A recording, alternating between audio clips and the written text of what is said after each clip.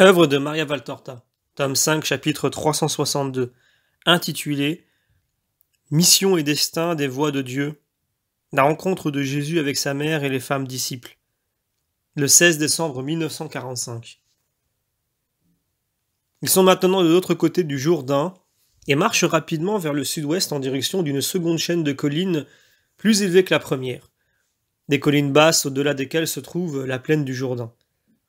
Je comprends à leur conversation qu'ils ont évité la plaine pour ne pas retomber dans la boue qu'ils ont laissée de l'autre côté, et ils pensent suivre les routes de l'intérieur qui sont mieux entretenues et plus praticables, surtout par temps de pluie.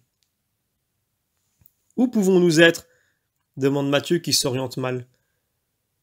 Entre Silo et Bethel, certainement, répond Thomas. Je reconnais ces montagnes, j'y suis passé il y a peu de temps avec Judas, qui a été reçu à Bethel par des pharisiens. Tu pouvais l'être toi aussi, tu n'as pas voulu venir. Mais ni eux ni moi ne t'avons dit, ne viens pas. Et je ne prétends pas non plus que vous me l'ayez dit, je dis seulement que j'ai préféré rester avec les disciples qui évangélisaient là. L'incident est clos. André se réjouit même. Si à Bethel nous avons des pharisiens comme amis, on ne nous attaquera pas. Mais nous revenons en arrière au lieu d'aller à Jérusalem, lui objecte-t-il. Nous devrons pourtant y aller pour la Pâque et je ne sais pas comment nous ferons. Mais oui. Pourquoi a-t-il dit que nous retournons à Cana? Les femmes pouvaient revenir et nous accomplir le pèlerinage. Il est écrit que ma femme ne fera pas la Pâque à Jérusalem, s'exclame Pierre. Jean interpelle Jésus qui est en grande conversation avec Simon le Zélote. Maître, comment ferons-nous pour aller et revenir à temps? Je ne sais pas. Je m'en remets à Dieu. Si nous sommes en retard, ce sera pas ma faute. Tu as bien fait d'être prudent, dit Simon le Zélote. Oh, pour ma part, j'aurais continué car mon heure n'est pas encore venue. Je le sens. Mais vous, comment auriez-vous supporté l'aventure, vous qui depuis quelque temps êtes si fatigué? Maître, tu as raison. On dirait qu'un démon a répandu son haleine parmi nous. Nous sommes tellement changés. L'homme se fatigue. Il veut que les choses aillent vite. Et il a des rêves déraisonnables. Quand il s'aperçoit que le rêve est différent de la réalité, il se trouble. Et s'il n'est pas de bonne volonté, il fléchit. Il ne se souvient pas que le Tout-Puissant, qui pouvait faire naître l'univers d'un chaos en un instant, l'a fait en des phases régulières et séparées, en espace de temps appelé jour. Je dois faire jaillir le royaume de Dieu du chaos spirituel de tout un monde. Et je le ferai. J'en construirai les bases. Je suis en train de les construire, et je dois briser la roche très dure pour y tailler des fondements qui ne s'écrouleront pas. Vous en élèverez lentement les murs. Vos successeurs continueront cette œuvre en hauteur et en largeur. De même que moi, je mourrai au travail, vous aussi vous mourrez, et il en viendra d'autres qui mourront en versant leur sang, ou non. Mais consumés par ce travail qui demande l'esprit d'immolation, de générosité, ainsi que des larmes, du sang et une infinie patience. Pierre passe sa tête grisonnante entre Jésus et Jean. On peut savoir ce que vous dites? Ah, Simon, viens ici. Nous parlions de la future Église. J'expliquais qu'au lieu de vos hâtes, de vos lassitudes, de vos découragements et ainsi de suite, elle réclamait calme, constance, effort, confiance. J'expliquais qu'elle demande le sacrifice de tous ses membres, de moi qui en suis le fondateur et la tête mystique, jusqu'à vous, jusqu'à tous les disciples, jusqu'à tous ceux qui porteront le nom de chrétiens et appartiendront à l'Église universelle. Et en vérité, dans la grande échelle des hiérarchies, ce seront souvent les plus humbles, ceux qui sembleront être de simples numéros, qui rendront l'Église vraiment vivante. En vérité, je devrais souvent me réfugier en eux pour continuer à maintenir vivante la foi et la force des collèges apostoliques toujours renouvelés. Et je devrais laisser ces apôtres être tourmentés par Satan et par des hommes envieux, orgueilleux et incrédules.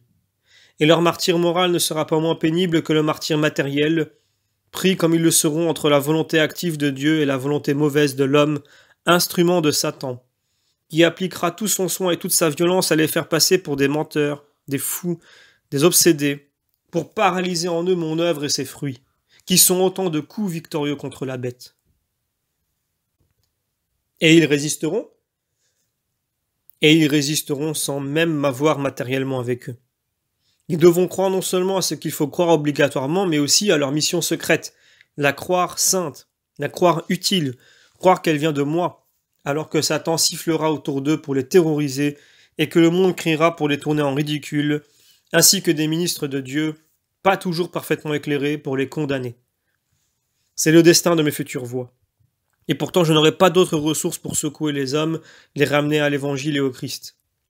Mais, pour tout ce que je leur aurais demandé et imposé, pour tout ce que j'aurais reçu d'eux, je leur donnerai une joie éternelle, une gloire toute spéciale.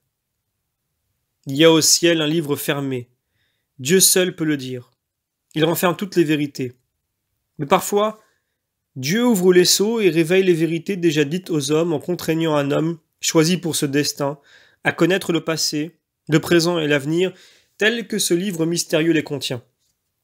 Avez-vous jamais vu un enfant, le meilleur de la famille, ou un écolier, meilleur de la classe, appelé par son père ou par son maître à lire un livre de grandes personnes ou à en recevoir l'explication? L'enfant se tient à côté de son père ou de son maître qui l'entoure d'un bras, alors que, de la main opposée, il montre du doigt les lignes qu'il veut faire connaître à son préféré. C'est ce que Dieu fait pour ceux qui l'appellent à une telle destinée. Il les attire, les retient par son bras et les force à lire ce qu'il veut, à en comprendre le sens, à le divulguer ensuite, quitte à en recueillir mépris et douleur. Moi, l'homme, je suis le chef de file de ceux qui proclament les vérités du livre céleste et j'en reçois mépris, douleur et mort. Mais déjà le Père prépare ma gloire. Et une fois que je serai monté auprès de lui, je préparerai la gloire de ceux que j'aurai forcé à lire dans le livre fermé les passages que j'ai choisis. Et en présence de toute l'humanité ressuscitée et des cœurs angéliques, je les montrerai pour ceux qu'ils ont été, en les appelant auprès de moi, tandis que j'ouvrirai les sceaux du livre que désormais il sera inutile de tenir fermés. Et eux souriront en revoyant écrites, en relisant les paroles que j'avais déjà éclairées pour eux quand ils souffraient sur la terre. Et les autres, demande Jean, très attentif à l'instruction. Quels autres? Les autres qui, comme moi, n'ont pas lu ce livre sur la terre, ils ne sauront jamais ce qu'il dit. Au ciel, tout sera connu des bienheureux. Ils connaîtront, absorbés dans la sagesse infinie.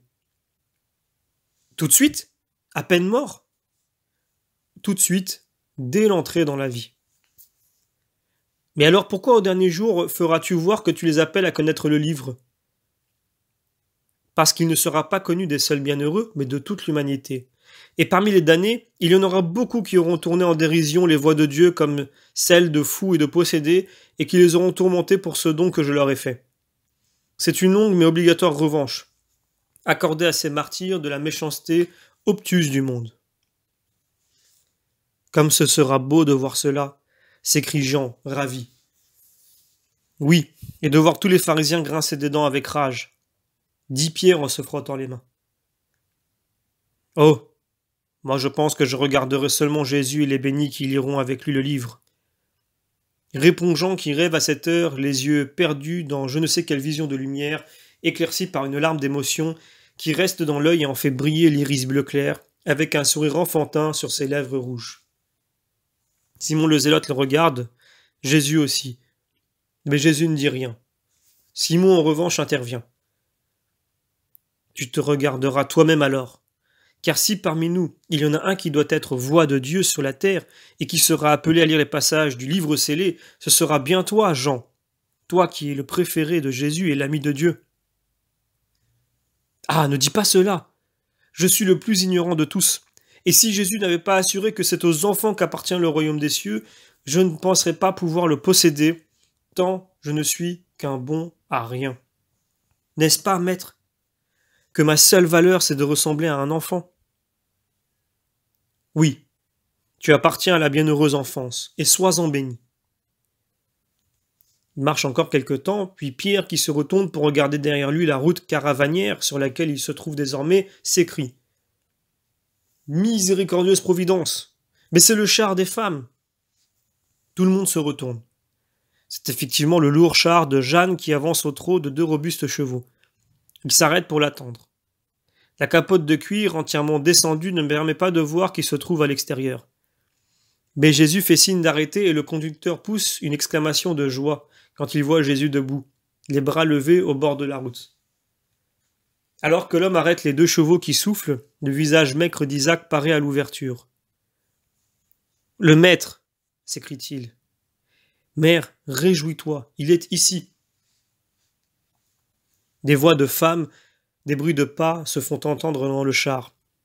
Mais avant qu'une seule d'entre elles ne descende, Manahen, Marziam et Isaac ont déjà sauté à terre et accourent pour vénérer le maître. Encore ici, Manahen ? Fidèle à la consigne, et maintenant plus que jamais parce que les femmes avaient peur. Mais nous t'avons obéi parce qu'il faut obéir. Mais crois bien qu'il n'y a rien de préoccupant. Je sais de source sûre que Pilate rappelait à l'ordre ceux qui mettent le trouble en disant que quiconque en serait responsable pendant ces jours de fête serait sévèrement puni. Je crois que la femme de Pilate n'est pas étrangère à cette protection, et encore moins ses amis. À la cour, on sait tout et rien, mais on est assez informé. Puis Manahen s'écarte pour céder la place à Marie, qui est descendue du char et a fait quelques mètres de route, toute tremblante et émue. Ils s'embrassent pendant que toutes les femmes disciples vénèrent le maître. Cependant, Marie et Marthe, sœurs de Lazare, ne sont pas là. Marie murmure. Quelle angoisse depuis ce jour-là. Mon fils, comme ils te haïssent tous. Des larmes coulent le long des marques rouges, traces de beaucoup d'autres qu'elle a versées ces derniers jours. Mais tu vois que le Père pourvoit à tout. Ne pleure donc pas. Je défie avec courage toute la haine du monde, mais une seule de tes larmes m'accable. Allons, Mère Sainte. Et la tenant enlacée, il se tourne vers les femmes disciples pour les saluer. Il a un mot particulier pour Jeanne qui a voulu revenir en arrière pour accompagner Marie. En maître, on n'a pas de peine à rester avec ta mère. Marie est retenue à Béthanie par les souffrances de son frère. Moi je suis venu. J'ai laissé les enfants à la femme du gardien du palais qui est bonne et maternelle. Mais il y a aussi Cousa qui y veille. Et tu peux être sûr qu'il ne manquera rien au cher Mathias que mon mari aime particulièrement. Pourtant Cousa m'a dit aussi qu'il était inutile de partir. L'avertissement du proconsul a brisé les ongles même à Hérodiade. Quant au tétrarque, il tremble de peur et n'a qu'une pensée. Veiller à ce qu'Hérodiade ne le ruine pas aux yeux de Rome. La mort de Jean a causé beaucoup de tort à Hérodiade. En outre, Hérode se rend fort bien compte que le peuple est révolté contre lui à cause du meurtre de Jean. Ce renard comprend que son pire châtiment serait de perdre la protection haineuse et dérisoire de Rome. Le peuple s'en prendrait à lui aussitôt. Par conséquent, ne doute pas, il ne prendra aucune initiative. Dans ce cas, retournons à Jérusalem. Vous pouvez avancer en toute sécurité. Allons, que les femmes remontent sur les chars et avec elles Matthieu et ceux qui sont fatigués. Nous nous reposerons à Bethel. Allons-y. Les femmes obéissent. Matthieu et Barthélemy montent avec elles. Les autres préfèrent suivre le char à pied avec Manahen, Isaac et Marziam, et Manahen raconte comment il s'est informé pour savoir ce qu'il y avait de vrai dans les racontards de l'Hérodien, qui avait semé l'inquiétude dans la paisible retraite de Béthanie près de Lazare, très souffrant, selon Manahen. Est-il venu une femme à Béthanie ? Non, Seigneur, mais nous en sommes absents depuis 3 jours. De qui s'agit-il ? D'une femme disciple. Comme elle est jeune, seule et sans moyens, je la confierai à Élise. Élise est au palais de Jeanne. Elle voulait venir, mais elle est très enrhumée. Elle brûlait de te voir. Elle disait « Mais vous ne comprenez pas que sa vue me donne la paix ?» Je lui donnerai aussi une joie avec cette jeune femme. Et toi, Marziane, tu ne parles pas ? J'écoute, maître. Le garçon écoute et écrit. Par l'un, par l'autre, il se fait répéter tes paroles et il écrit. Il écrit. Mais les aurons-nous bien dites, nous, dit Isaac. Je le regarderai moi-même, et j'ajouterai ce qui manque dans le travail de mon disciple, répond Jésus en caressant la joue légèrement brune de Marziam. Puis il demande. Et ton grand-père, tu l'as vu ? Oh oui, il ne me reconnaissait pas. Il a pleuré de joie. Mais nous le reverrons au temple car Ismaël les envoie. D'ailleurs, il leur a donné cette année quelques jours de plus. Il a peur de toi. Naturellement. Après, le petit ennui arrive à Canania au mois de Shebat, dit Pierre en riant. Toutefois, la peur de Dieu ne construit pas, elle démolit plutôt. Ce n'est pas de l'amitié, c'est une précaution qui souvent se change en haine. Mais chacun donne ce qu'il peut. Ils continuent leur route et je les perds de vue. Fin du chapitre.